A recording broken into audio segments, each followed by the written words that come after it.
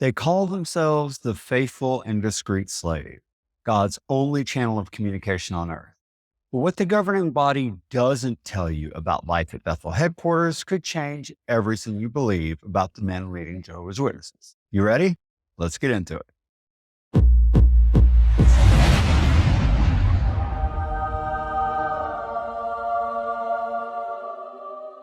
Hey, everybody. Welcome back to the channel. Today, we're diving into something that was on my mind for years before I finally woke up. This idea that the governing body of Jehovah's Witnesses must be sincere in their beliefs because they live modestly and aren't in it for the money. I saw that comment recently on the channel. I used to believe this argument myself. I mean, after all, these guys don't have mansions or private jets like some televangelists, right? That's what I told myself for decades. But after 40 years as a witness, pioneering, serving as ministerial servant, and spending time at Bethel, I started seeing things rather differently. Now, let's really break down this claim that the governing body lives modestly and therefore must be sincere. Because when you examine what modest living actually means for the 11 men at the top of the Watchtower organization, you might be surprised, or maybe not. First, let's address the logical fallacy at play here. Just because someone isn't openly flaunting wealth doesn't mean they aren't benefiting enormously from their position. There are many ways to enjoy privilege and power beyond simply having a big house or a fancy car. Jesus warned about religious leaders who like to walk around in long robes and love to be greeted with respect in the marketplaces and have the most important seats in the synagogues and places of honor at banquets in Luke 20:46. He didn't just condemn those with material wealth. He condemned those who sought status, recognition, and special treatment.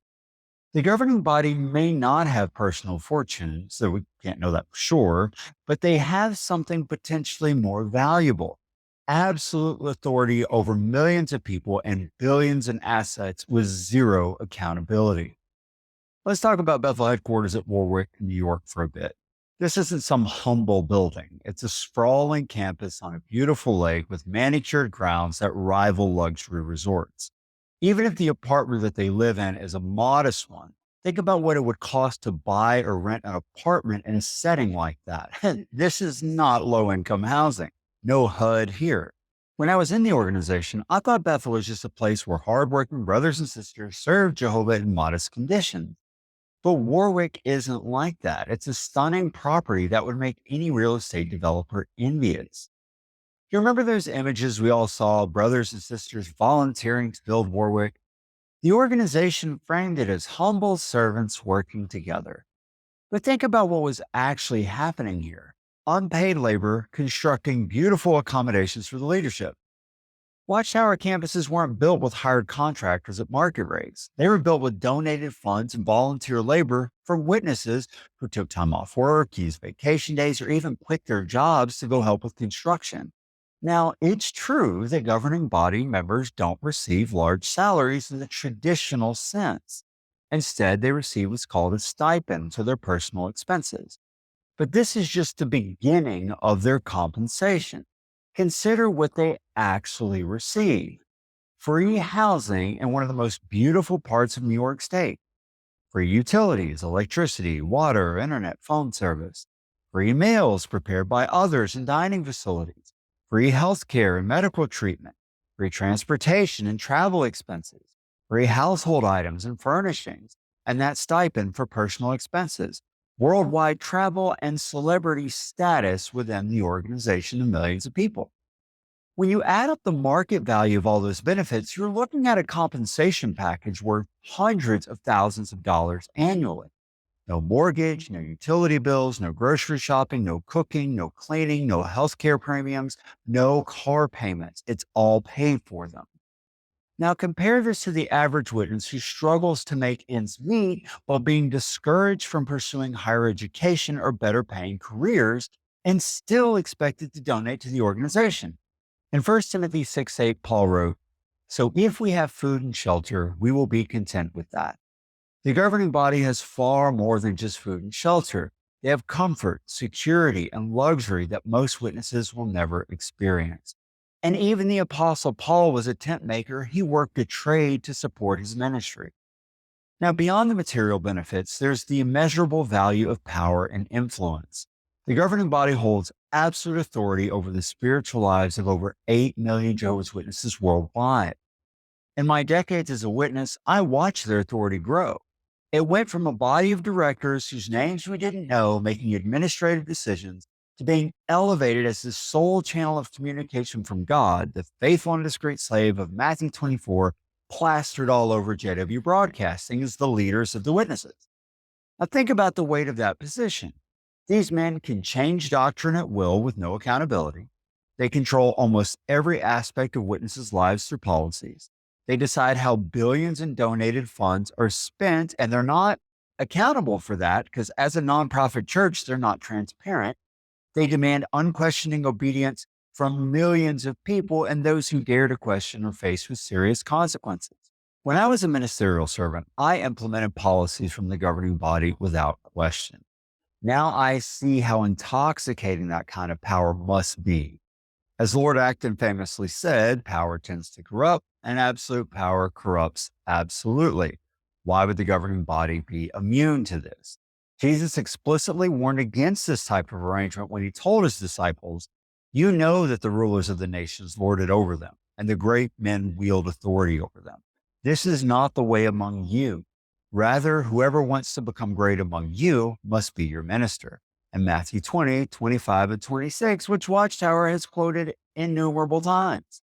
One of the most significant benefits the governing body members enjoy is extensive global travel. They regularly tour the world for special conventions to visit branch office. They're treated like royalty wherever they go. I've been to many conventions where a governing body member spoke. The adoration was palpable. People lined up just to shake their hand or take a picture. This isn't just respect, this is celebrity worship. These trips aren't economy class affairs. For long international flights, they often fly business. When they arrive, they're chauffeured to more free accommodations. They may not have a private jet, but everything's paid for. They go to these events, they're given VIP treatment, constant deference from everyone around them, all while preaching humility and modesty. Now contrast this with Jesus, who walked everywhere or took boats, slept where he could find shelter, and washed his disciples' feet. The Son of Man has nowhere to lay down his head, he said in Matthew 8:20. And again, even the Apostle Paul worked to earn money. The governing body also controls a vast publishing empire. For decades, witnesses were required to purchase literature. Even now, with most publications being digital, the organization continues to produce books, magazines, and media that bring in significant revenue through donations, and they also beg for money on JW Broadcasting. Now, these materials are ostensibly free. They still drive donations and represent significant influence. Talks are given to guilt the witnesses into giving more. The governing body members are the stars at JW Broadcasting, appearing monthly to address millions of viewers who hang on their every word. Think about it. They control a media platform with millions of devoted viewers who would never dare criticize the content. What would cable networks or streaming services pay for that kind of dedicated audience? Now, perhaps the most significant benefit of being on the governing body is control over the organization's vast financial resources, again, with no accountability. While exact figures are closely guarded, we know the Watchtower owns billions in real estate. We can't know exactly where or to who all that money's going because as a nonprofit church, Watchtower is not legally obligated to be transparent like other nonprofits are, and like many other churches volunteer to be. But, they're still Babylon the Great, even if they're more honest than Watchtower. And during my time as a servant, I saw how even local Kingdom Hall funds were ultimately under branch control. Imagine that power multiplied across the globe. Governing bodies or various corporations and legal entities controls billions in global real estate holdings, investment portfolios worth countless millions, cash donations from millions of members, revenue from property sales like the Brooklyn properties that sold for over $2 billion, business enterprises in printing and media production. And these men have no oversight. No board of directors to answer to, no shareholders demanding transparency, no IRS requiring detailed financial disclosures, thanks again to religious organization exemptions. They alone decide how to spend billions while telling rank and file witnesses to live frugally and donate more. As Jesus said in Matthew 23:4 about the religious leaders of his day, they bind up heavy loads and put them on the shoulders of men, but they themselves are not willing to move them with their finger. Having visited Bethel a number of times, I saw firsthand some of the privileges afforded to those at the headquarters, especially those in leadership. Beautiful grounds for walking relaxation, libraries and media centers, access to skilled labor at no cost, mechanics, carpenters, tailors, etc. Premium technology and equipment, none of which they have to pay for. Now, while regular Bethelites live more modestly, often in dormitory style arrangements, the upper echelons enjoy significantly better accommodations and privileges. As a visitor, I was impressed by the facility. But now I just think about how it was all built with donated funds from witnesses who are often struggling financially themselves, all the while being told that the end is just around the corner. Must be nice to not have to worry about saving for retirement because Watchtower pays all your bills. Perhaps the most valuable benefit the governing body enjoys isn't material at all, but the adoration of millions. Within JW culture, these men are treated as celebrities, spiritual giants, and direct representatives of God Himself. Consider what happens when a governing body member visits a country. Thousands attend special events to see him. His talks are recorded and shared widely. He is escorted by local elders who cater to his needs.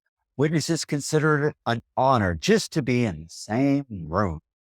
How does that reflect Jesus? This level of respect and admiration, it's got to be intoxicating for them.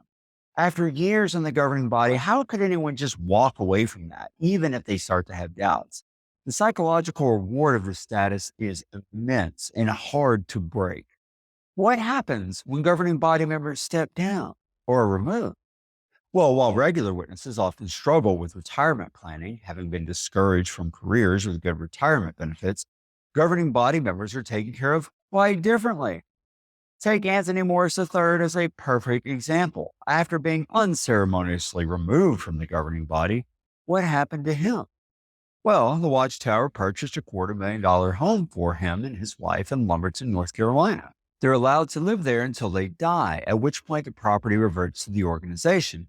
It's a $250,000 golden parachute, essentially. Now, to be real, that price for a home these days is actually, it's fairly modest, as insane as that is. But when was the last time the Watchtower offered to buy a rank and file member a $250,000 home for their life of faithful service? Now, contrast that with how thousands of ordinary Bethelites have been treated over the years. Brothers and sisters who gave decades of their lives to Bethel service only to be suddenly told they were no longer needed and sent home packing with nothing. No housing, no financial assistance, no retirement package, nothing. You remember those waves of layoffs in 2015? Thousands of Bethelites, many who had served for 10, 20, 30 plus years, given just a few weeks' notice to go find secular jobs, housing, and completely restart their lives. Many in their 50s and 60s with no savings, no career experience, and no idea how to survive in the world.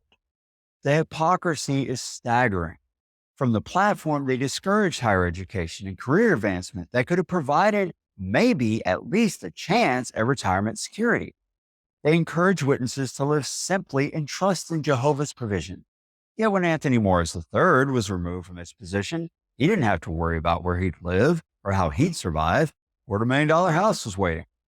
This isn't just about money. It's about the callous disregard for the welfare of ordinary members compared to the generous care shown to those at the top. It reveals that being on the governing body, it's not just about spiritual authority. It comes with tremendous financial benefits and security that regular witnesses will never experience, even those who dedicated their entire lives to full-time service. The Watchtower has long criticized churches for collecting tithes and pastors for being paid.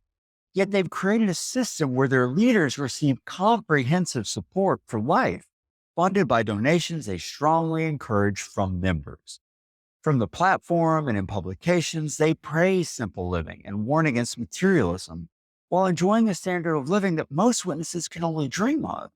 They discourage higher education and career advancement, limiting many witnesses' earning potential while benefiting from the professional skills of those who did pursue education before becoming witnesses, or sometimes despite those warnings, and from professional skills of worldly people whose services the Watchtower pays for. Jesus condemned this kind of hypocrisy in Matthew 23:3 and 4, when he said of the religious leaders, "Therefore, all the things they tell you, do and observe, but do not do according to their deeds, for they say, but they do not practice what they say. They bind up heavy loads and put them on the shoulders of men, but they themselves are not willing to move them with their finger." Another one of the most significant privileges a governing body enjoys is freedom from financial anxiety. While most people, including most witnesses, worry about paying rent or mortgage, affording health care, saving for emergencies, planning for retirement, education costs for children, and job security, governing body members have none of those concerns. Their housing, their health care, their food, their transportation, and their future needs, those are all guaranteed. This security has immense value, especially in today's uncertain economy. I remember so many individuals struggling to pioneer while supporting the family, constantly stressed trying to make ends meet, all while being told that putting kingdom interests first would mean that God would provide. The governing body never has to test that promise. Their needs are met by the organization. Now let's address the core fallacy. They're not in it for the money, so they must be sincere. Well, first, as we've seen, they receive significant material benefits beyond just money. But more importantly, sincerity and motive aren't the same thing. Now, I do not personally believe that the governing body members are sincere. You don't rise to that level of position and power and not know where the bodies are buried, and without being privy to the dark side of an organization that has covered up so many crimes against battered women and abused children. You aren't sincerely following God if you teach people to inflict the hate crime of shunning onto friends, let alone tearing family members apart.